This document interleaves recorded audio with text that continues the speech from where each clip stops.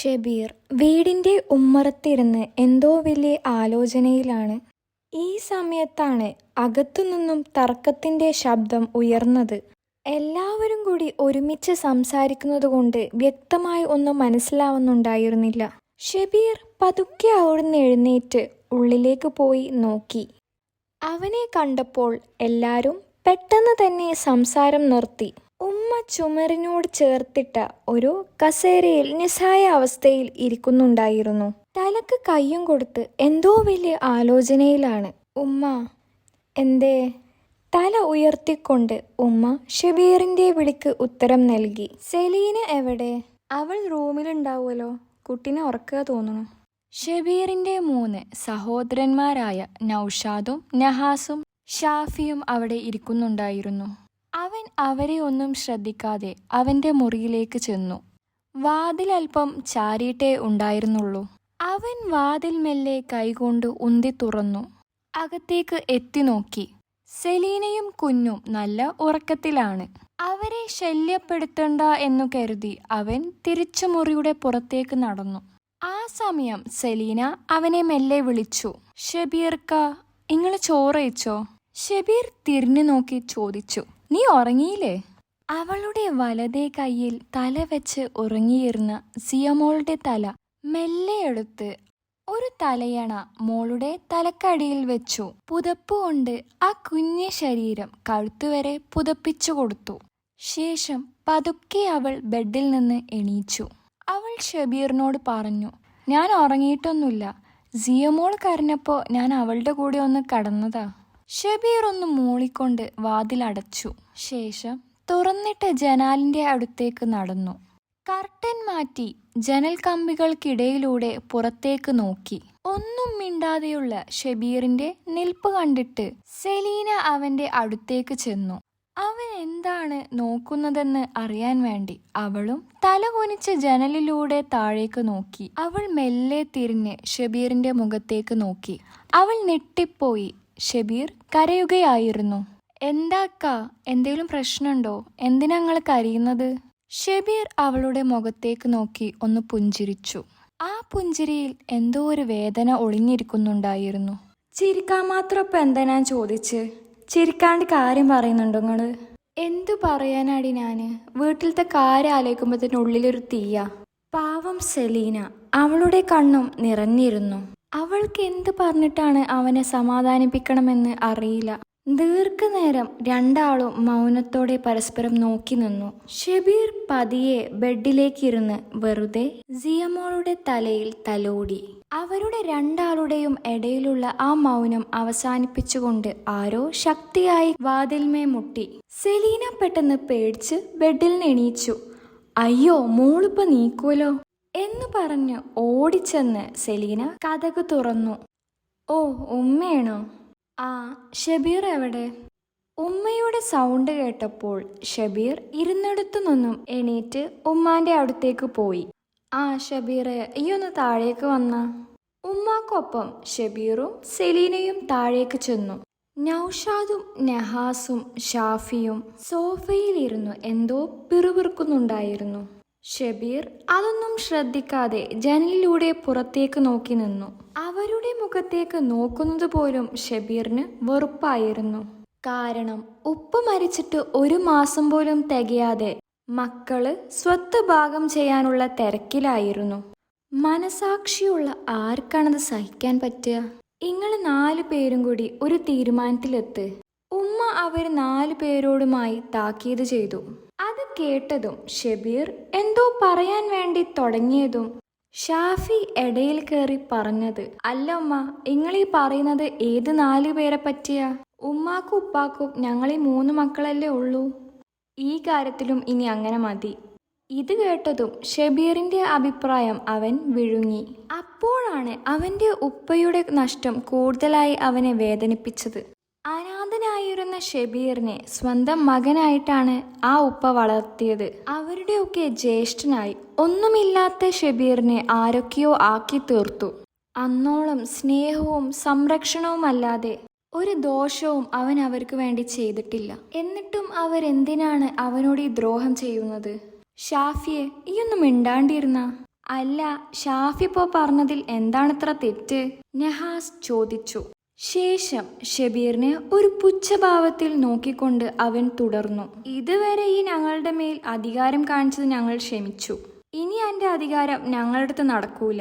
ഷബീർ തിരിച്ചൊന്നും പറയാതെ എല്ലാം കേട്ടുനിന്നു. പിന്നീട് ഉമ്മയുടെ മുഖത്തു നോക്കി ഷാഫി പറഞ്ഞു, എവിടുന്നോ കയറി വന്ന ഇവനെയാണോ ഞങ്ങളെയാണോ വേണ്ടതെന്ന് ഉമ്മപ്പ തീരുമാനിക്കണം. ഇമ്മ ഓൻ്റെപ്പാണ് നിൽക്കണമെങ്കിൽ ഞങ്ങൾ 3 പേരും ഈ നിമിഷം ഇപ്പോൾ ഇവിടുന്ന് ഇറങ്ങും. ഷബീർ ദയനീയമായി ഉമ്മയുടെ മുഖത്തേക്ക് നോക്കി. ഒരു തരി മണ്ണ് പോലും എനിക്ക് വേണ്ട എന്നുള്ള ചിന്ത അവന്റെ മനസ്സിലുണ്ടായിരുന്നു. പക്ഷേ അവനൊന്നും പറയാൻ തോന്നിയില്ല. അവന്റെ ഉമ്മ അവന് വേണ്ടി ഒരു വാക്കുകൊണ്ട് പ്രതികരിക്കാൻ അവൻ ആഗ്രഹിച്ചു. പക്ഷേ അതുണ്ടായില്ല. അവർ 3 പേരും ഉമ്മാന്റെ ചുറ്റുനിന്നും എന്തൊക്കെയോ പറയുന്നുണ്ട്. ഷബീർ അതൊന്നും ശ്രദ്ധിക്കാതെ ആ ഉമ്മയുടെ മുഖത്തേക്ക് നോക്കി നിന്നു. ആ മുഖത്തെ നിസ്സഹായ അവസ്ഥ അവന് മനസ്സിലായി. സ്വന്തം മക്കള് മുന്നിൽ നിന്ന് കലഹിക്കുന്നത് ആർക്കാണ് ഇഷ്ടാവുക? ആ മുഖത്തുള്ള വിഷമം താങ്ങാൻ അവന് കഴിഞ്ഞില്ല. അവൻ കാരണം ആ ഉമ്മയുടെ കണ്ണ് ഒരിക്കലും നനയാൻ പാടില്ല. അതവന് സഹിക്കാവുന്നതിൽ അപ്പുറമായിരുന്നു. പിന്നീട് മറിച്ചൊന്നും ചിന്തിക്കാതെ അവൻ അവന്റെ മുറിയിലേക്ക് പോയി. റാക്കിന്റെ മുകളിൽ നിന്നും അവന്റെ പഴയ പെട്ടികൾ അവൻ വലിച്ച് താഴത്തേക്ക് ഇറക്കി. അത് തുറന്ന് കിട്ടിയ തുണിയും കുപ്പായങ്ങളെല്ലാം അതിൽ കുത്തി നിറച്ചു. ആ സമയത്താണ് സെലീന റൂമിലേക്ക് വന്നത്. ഷബീർക്ക, ഇങ്ങളെന്തീ കാട്ടുന്നത്? പെട്ടിയിൽ വാരി ഡ്രസ്സുകൾ ആക്കുന്നതിന്റെ ഇടയിൽ അവളുടെ മുഖം നോക്കാണ്ട് ഷബീർ പറഞ്ഞു. ഈ സിയമോളെ എടുത്തു വാ, ഞാൻ താഴെ ഉണ്ടാവും. ഒരു കൈയിൽ പെട്ടി തൂക്കി പിടിച്ചുകൊണ്ട് അവൻ അവന്റെ ഉമ്മാന്റെ അരികിലേക്ക് ചെന്നു. ഉമ്മ അവന്റെ മുഖത്തേക്ക് പോലും നോക്കിയില്ല. നോക്കാനുള്ള ശക്തി ഉണ്ടായിരുന്നില്ല. ഷബീറിന് യാത്ര പറയണമെന്നുണ്ടായിരുന്നു. പക്ഷേ താൻ കരഞ്ഞു പോകുമോ എന്ന് ഭയപ്പെട്ട് അവൻ ഒന്നും മിണ്ടാതെ നടന്നു. അപ്പോഴേക്കും അവന്റെ കൂട്ടുകാരൻ ഫൈസൽ കാറുമായി പുറത്തു നിൽക്കുന്നുണ്ടായിരുന്നു. പെട്ടിയെല്ലാം കാറിന്റെ പുറകിലേക്ക് കയറ്റി വെച്ച് അവൻ സെലീനയുടെ കയ്യിൽ നിന്ന് സിയമോളെ വാങ്ങി. സെലീനയോട് കാറിൽ കയറാൻ പറഞ്ഞു. അവൾ കയറിയതിനു ശേഷം അവനും കയറിയിരുന്നു. വണ്ടി നീങ്ങുന്നതിന്റെ ഇടയിൽ അവന്റെ വിയർപ്പിൽ പണിതുയർത്തിയ വീടിനെ അവൻ അവസാനമായി ഒന്ന് നോക്കി. ഇക്ക, ഇങ്ങളെന്തീ ആലോചിക്കുന്നത്? സെലീന അവനെ തട്ടി എണീപ്പിച്ചു. അവൻ പെട്ടെന്ന് പഴയ ഓർമ്മകളിൽ നിന്ന് നെട്ടി എണീറ്റു. ഓ, ഞാൻ എന്താ ആലോചിക്കാനാടി? സിയമോൾ ഒരുങ്ങിക്കഴിഞ്ഞോ? ഒരു 5 മിനിറ്റ് ഇക്ക, ഓളെ മുടിയും കൂടി ഒന്ന് കെട്ടിക്കൊടുക്കട്ടെ. പെട്ടെന്ന് നോക്കാൻ പറഞ്ഞ് അവൻ ഒരു ഷർട്ട് എടുത്തിട്ട് മുറ്റത്തേക്ക് ഇറങ്ങി. മുറ്റത്ത് നിർത്തിയിട്ട് ബൈക്കിലേക്ക് കയറി. അപ്പോഴേക്കും സെലീന സിയമോളെയും കൊണ്ട് വന്നു. ഷബീർ അവളെ എടുത്ത് മുന്നിലിരുത്തി. ബൈക്ക് സ്റ്റാർട്ടാക്കി വണ്ടി തിരിക്കുമ്പോഴേക്കും സെലീന പോയി ഗേറ്റ് തുറന്നു. പിന്നെ എവിടെയും നിർത്താതെ ഷബീർ വണ്ടിയുമായി സ്കൂൾ ലക്ഷ്യം വെച്ച് പോയി. അടുത്തുള്ള ഒരു ബേക്കറിയിൽ നിന്ന് മിഠായി വാങ്ങി ഷബീർ സിയമോളുടെ കൈകളിൽ കൊടുത്തു. പിന്നീട് അവളെ കുട്ടികൾക്കൊപ്പം ക്ലാസ്സിലേക്ക് പറഞ്ഞയച്ചു.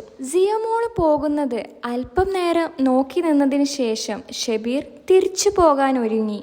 അപ്പോഴാണ് അവന്റെ പഴയ സുഹൃത്തായ സലീമിനെ കാണുന്നത്.